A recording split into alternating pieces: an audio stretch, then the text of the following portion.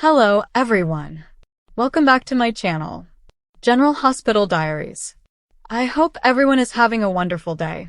Before starting the video, please subscribe and keep watching for more detailed videos. The day begins with tension simmering beneath the surface at the Savoy, where Curtis is doing his best to keep his emotions in check, even as Selina once again walks in with an offer that feels like a trap disguised as opportunity. The atmosphere grows heavier the moment she sits down, her usual calm masking something far more calculated. Curtis senses it instantly.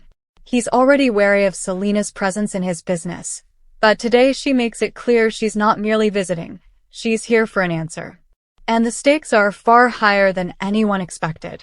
Selina slides a folder across the table, her voice steady as she explains that she's secured an extremely lucrative venture. Curtis scans the paperwork, only to realize she's expecting him to greenlight an operation tied directly to Drew's dangerous dealings. The moment Drew's name is mentioned, Curtis' expression shifts.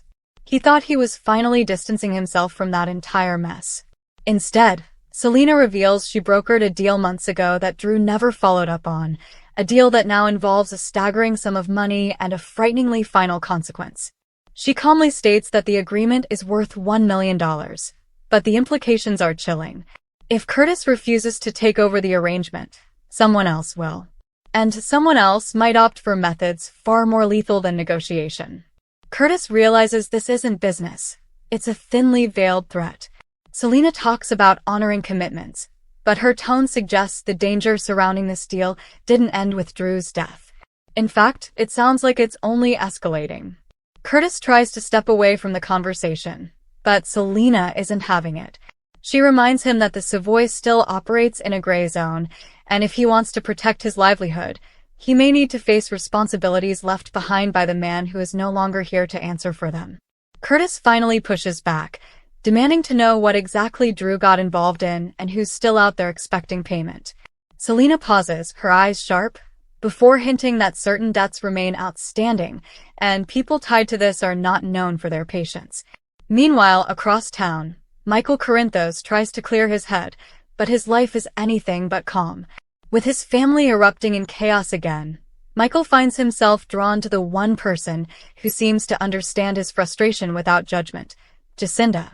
She walks into the room with a soft smile, and Michael instantly feels the tension ease from his shoulders. What starts as a simple conversation quickly becomes something neither of them planned. Jacinda tries to reason with him, urging him to stop holding everything inside.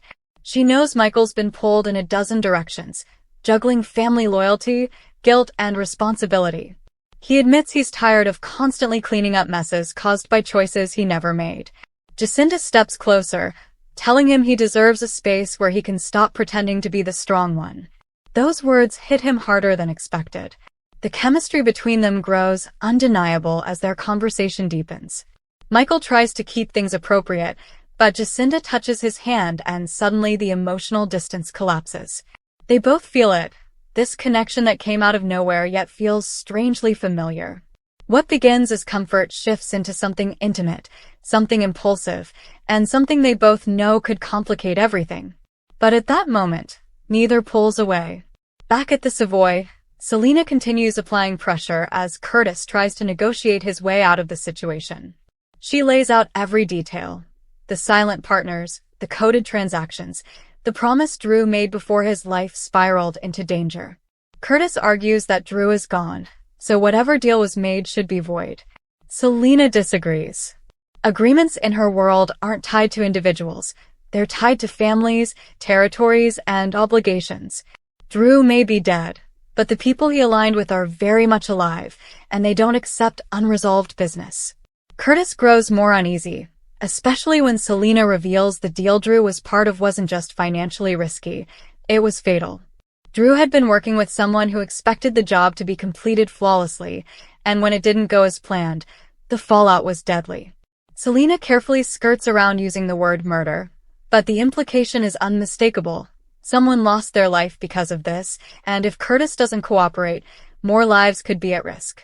She then makes her boldest move yet, telling Curtis he could easily step in and fix things. All he needs to do is move the money through channels only he can access, funneling it in a way that looks legitimate but satisfies the people demanding completion. Curtis stares at her in disbelief, realizing she's not asking him for help, she's cornering him. Selina stands to leave, her final words echoing long after she's gone. She tells him that the people expecting this money are growing impatient, and if he wants to keep the Savoy safe, he'll consider the offer carefully. Curtis remains silent until she's gone, finally allowing the weight of the situation to settle over him. He knows he's in deep, and for the first time in a long time, he feels genuinely afraid of the consequences.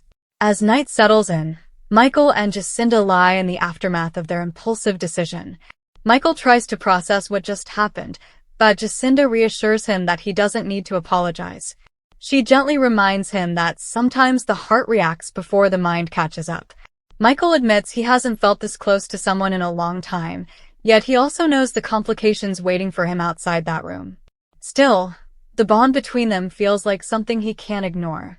Even so, there's a silence between them, the kind of silence that hints this wasn't a one-time comfort moment, but the beginning of something dangerous and emotional.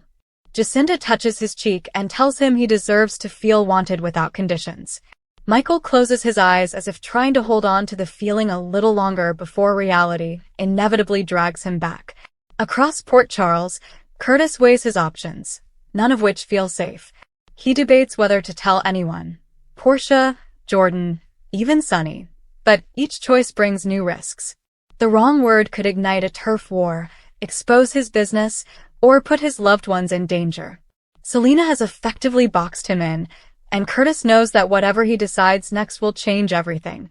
The night closes with two very different crises unfolding, one emotional, one deadly. Michael and Jacinda are tangled in a connection neither expected, while Curtis stands at the edge of $1 million decision that could determine who lives and who doesn't.